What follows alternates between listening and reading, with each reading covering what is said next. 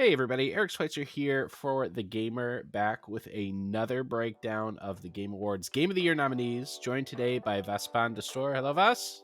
Hello, everyone. Today we're talking about Black Myth Wukong.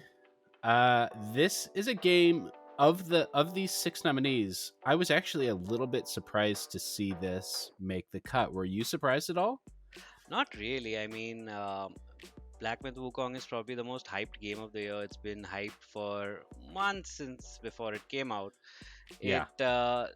pretty much seemed to be the kind of game that people wanted to see. I think a lot of that is down to people getting maybe saturated with the Souls-like uh, combat, and this has more of a free flow combat kind of stuff. Mm, So I think that was one of the biggest reasons why it picked up so much traction and people were sharing it on social media. Even just one announcement video showing just a bunch of cool moves was enough to build up all that hype. So I'm not really that surprised.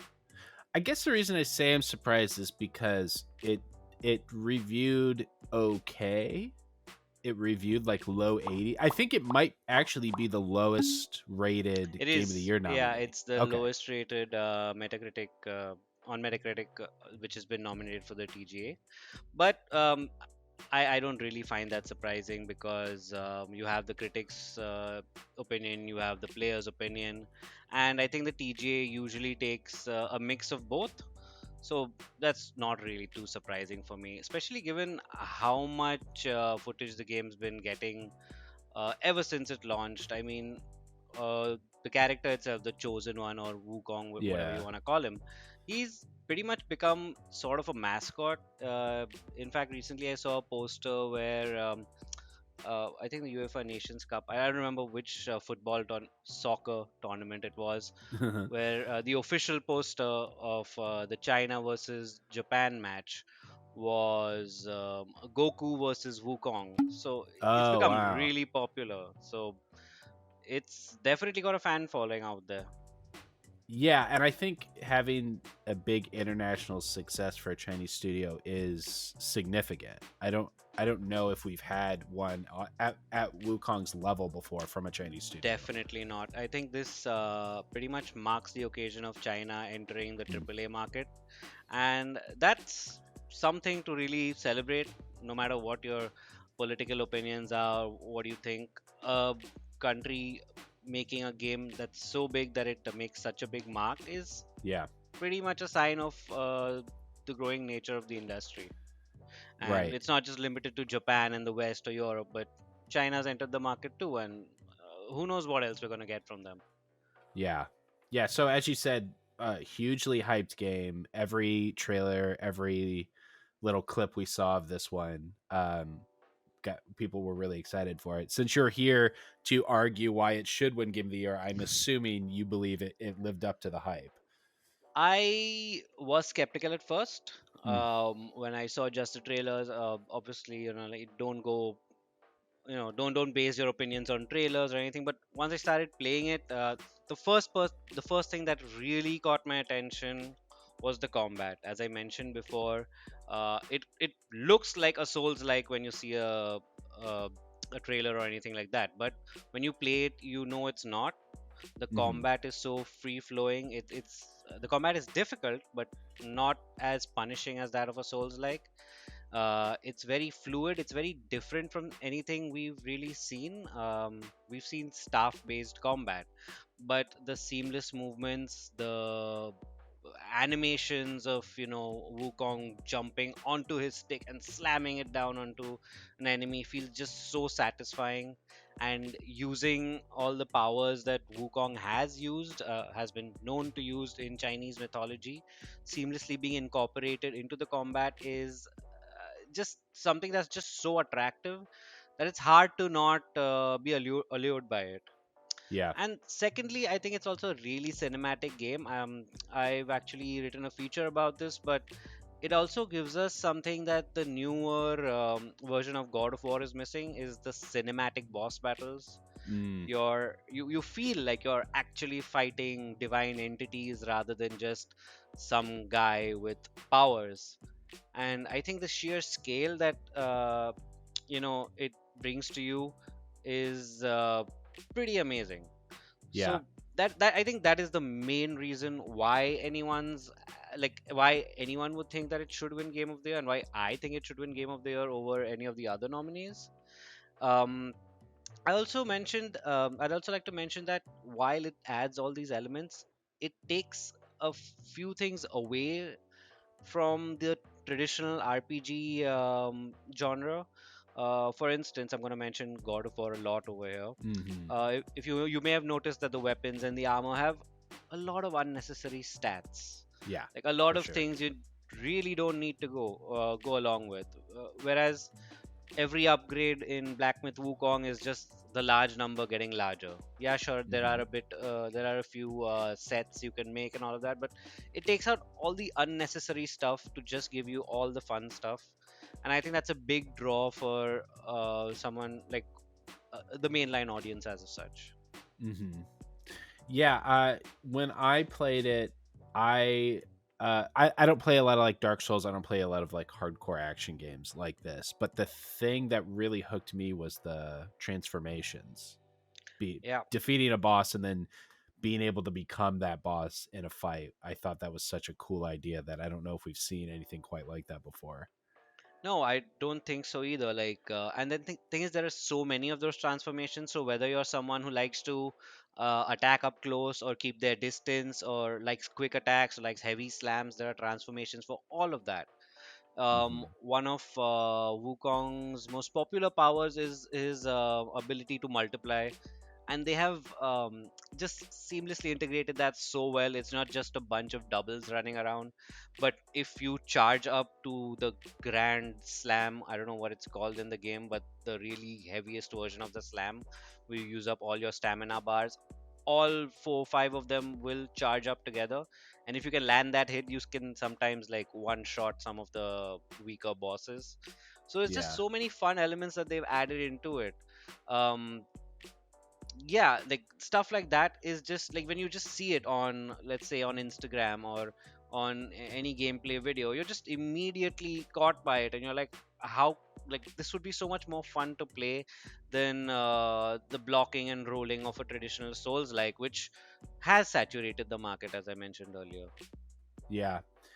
I so back to the review scores for a second. I mean, an 82, 83, whatever I got. That's a great score. Obviously, that's a score of a great game. But why do you think there is this disparity between the player score and the Metacritic score?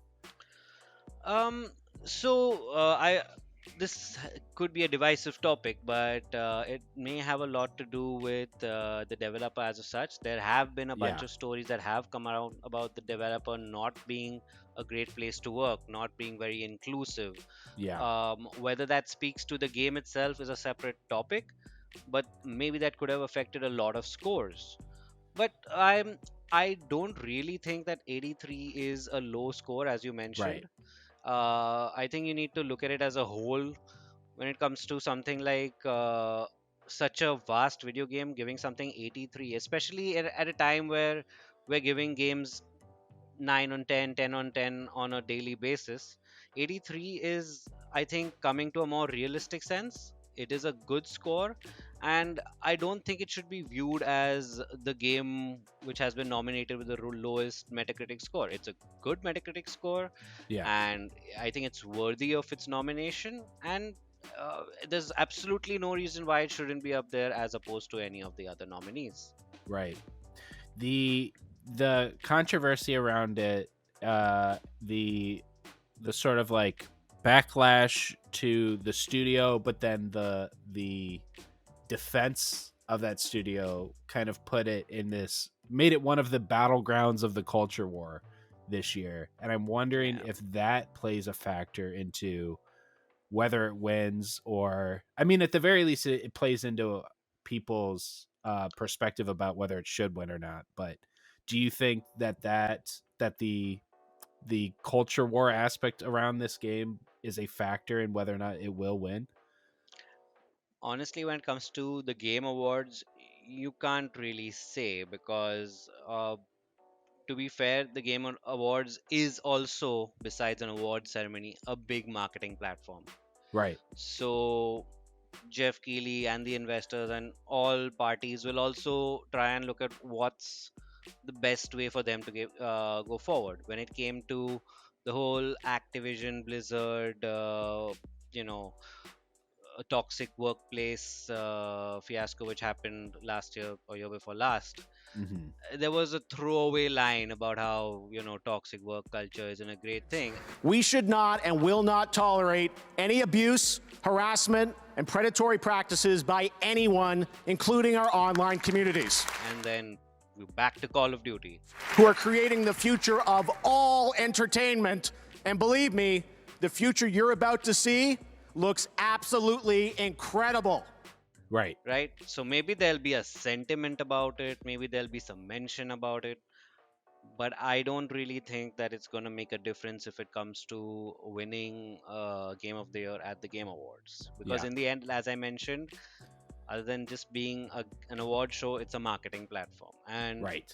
as someone who is trying to build a marketing platform, I don't think they'd want to alienate any potential revenue by saying For sure. stuff like that. So let's talk a little bit about the other nominees, because if you're going to make a case why one game should win, we kind of have to make a case why other games shouldn't, right? It's So gonna be a tough one. Okay. yeah. So let's just go through them real quick. So why should Black Myth win, but Astrobot should not? Um, these reasons may or may not, feel legit, but I feel like a game like Astrobot has been made, a platformer, which definitely is a big nostalgia merchant. I was completely sold on all the PlayStation originals and all the, PS1, PS2 nostalgia stuff that they did. But at the end, I don't think it's something that hasn't been done before, especially by that developer. I Mm-hmm. don't think it's taken the risks that Wukong has taken. I don't think it's delivered the. Uh, it's a very entertaining game, but I don't Yeah. think it's delivered quite the amount of entertainment that Black Myth Wukong has. All right, that's a compelling argument. What do you say to Final Fantasy VII Rebirth? It's a remake, isn't it? It's great. It's an amazing Yeah. game. It's a remake. It's been done before. Yeah. Well, then That's all. I think I can guess your argument against Elden Ring Shadow of the Erd Tree then. Um, Pretty much. But I'll tell you what, Elden Ring scores really high on my personal list. Yeah. Only because you get to fight Radan twice, and I got to cheese him twice. So just for that, Elden Ring. I mean, on any other day, I think Elden Ring takes it. Yeah, maybe you can give it the whole, but it's a DLC aspect, blah blah blah. But Yeah. on any other list, I think it's just no competition. Elden Ring takes it, but just Mhm. not this one. And Balatro. Oh, I hate card games. Sorry. You know, a lot of people hate card games. Yeah, a lot of people have been telling me that you don't need to know card games to get into it, and if Yeah. you play it, you're gonna get addicted to it, and blah blah blah. But I have a wedding to plan, so I'm not gonna get into that. I do not want to waste my time. Yeah, fair enough. Okay, and then Metaphor Refantasia. What do you say to That's actually a game I haven't been able to play yet, but from what I've seen, I'm not a big JRPG fan. I do like some of them, not all of them. that? But for me personally, from what I've seen, I cannot make a great argument, but uh, just nothing that the game has shown me really impresses me. Fair enough. Okay. Now if Black Myth Wukong wasn't your game of the year, what would be? I Helldivers imagine 2, Helldivers 2. no Okay. competition. I actually am a kind of guy who does not like playing multiplayer. I don't like playing competitive multiplayer at all. I love playing games, but I'm not very good at them. But Helldivers 2 takes the competition away from that. It's more of cooperation. Mm, And I was a big fan of Helldivers 1. I used to play with my friends, split screen. Well, not split screen, it's one screen. But I yeah. used to play with my friends, and as soon as I saw that there's a Helldivers 2, I just knew this is going to be on my list. And it's just great, isn't it? Like the Yeah. community and the stuff they put out, and the sheer just the sheer chaos that comes with every game just draws me in every time. I'm still playing it, which is very unusual for me, especially when Mm. when it comes to a multiplayer game. Were you expecting that to make the nominees for Game of the Year? Yes, I was. I was actually quite disappointed it didn't. But I think the Game Awards always does this thing where it tries to give more games more awards. So it always has a best action adventure thing, and a best multiplayer thing, and a best Ah, Game of the Year thing. So I think they try to give people as many awards as possible without trying to basically not get many games to miss out. So it's definitely going to win multiplayer Game of the Year. I have no doubt. mm-hmm. But I'm a bit disappointed it's not on the Game of the Year list. Yeah, me too. Me too. I'm surprised that one. I'm actually surprised by this year overall. The last few years have been very obvious which game was going to win Yeah. with Baldur's Gate and Yeah, Elden Baldur's Ring. Gate 3, there was just like no other game that was going to win. And Elden Ring, just no other game that was going to win. This year Yeah. has been actually quite open. Balatro is probably the biggest surprise on there. It's Mm, from what I've heard, it's a very yeah. good game and everyone loves it. But I didn't think the TGA would put a card game up there. But good on them for recognizing an indie developer. Yeah. Okay, great. That'll do it. Thank you so much for watching. You can find Vaz's full argument linked down in the description. Don't forget to like, subscribe, hit the bell, and visit us at thegamer.com. That's the gamer. No spaces.